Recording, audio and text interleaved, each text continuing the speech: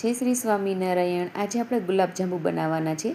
માર્કેટમાં જે પેકેટ મળે છે ને ગુલાબજાંબુ બનાવવાનું, હવે એ લેવાની કોઈ જરૂર નથી, કારણ કે ઘરે જ આપણે જે સોજી હોય છે, આપણે સોજીમાંથી આટલા સરસ રસદાર, સ્વીટ, સોફ્ટ એન્ડ ટેસ્ટી આપણે ગુલાબજાંબુ બનાવવાના છીએ। તો તેના માટે સૌપ્રથમ આપણે ચાસણી બનાવીશું। ચાસણી માટે 1.5 વાટકો ખાંડ લીધી છે, તેમાં 1.5 ગ્લાસ આપણે પાણી એડ કરવાનું છે અને ચાસણીને સરસ રીતે ઉકાળી લેવાની છે। આમાં કોઈ પણ તારની ચાસણી નથી કરવાની, આવી રીતે ચીપચીપી થાય ને આપણી ચાસણી થોડીક, ત્યાં સુધી આપણે ઉકાળવાની છે। હવે ગેસ બંધ કરી દઈશું અને આપણે ઢાંકીને મૂકી દઈશું।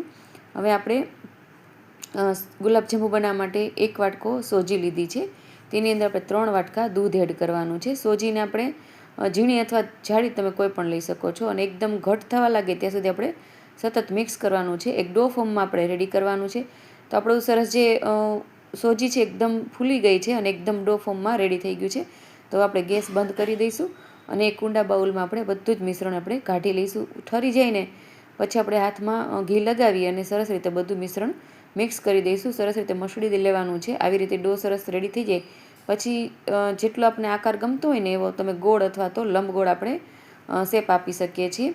તો અહીં અત્યારે આપણે ગુલાબજાંબુનો સરસ લંબગોળ શેપ આપ્યો છે, દેખાવમાં પણ સરસ લાગે છે। તો આવી રીતે આપણે બધા જ ગુલાબજાંબુ બનાવીને રેડી કરી લેવાના છે।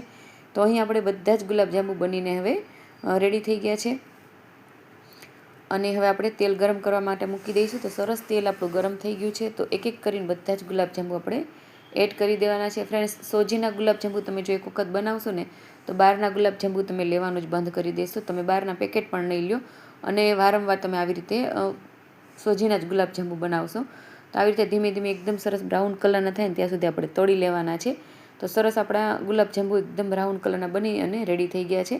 તો નાના મોટા સૌને જો આ ગુલાબજાંબુ એકદમ રસદાર બનવાના છે, બધા જને ભાવશે। તો એક વખત મારા કહેવાથી આવી રીતે તમે સોજીના ગુલાબજાંબુ ઘરે બનાવજો, બહુ સરસ સ્વાદમાં બને છે, એકદમ રસદાર, એકદમ સ્વીટ બને છે। તો હવે આપણા ગુલાબજાંબુ સરસ બની રેડી થઈ ગયા છે અને આપણી ચાસણી પણ એકદમ થોડુંક ગરમ છે, એકદમ ઠંડી નથી થઈ ગઈ, કારણ કે ઠંડી ચાસણીની અંદર આપણે ગુલાબજાંબુ એડ નથી કરવાના, ગરમ રાખવાની છે થોડીક, અને જો ઠંડી થઈ જાય તો પાછી તળે ગરમ કરી લેવાની છે। તો બધા જ ગુલાબજાંબુ આપણે ચાસણીની અંદર એડ કરી દેવાના છે અને 15 જ મિનિટ સુધી આપણે રાખવાના છે। 15 મિનિટની અંદર ગુલાબજાંબુની અંદર બધી જ ચાસણી સરસ રીતે ચડીને રેડી થઈ જવાની છે।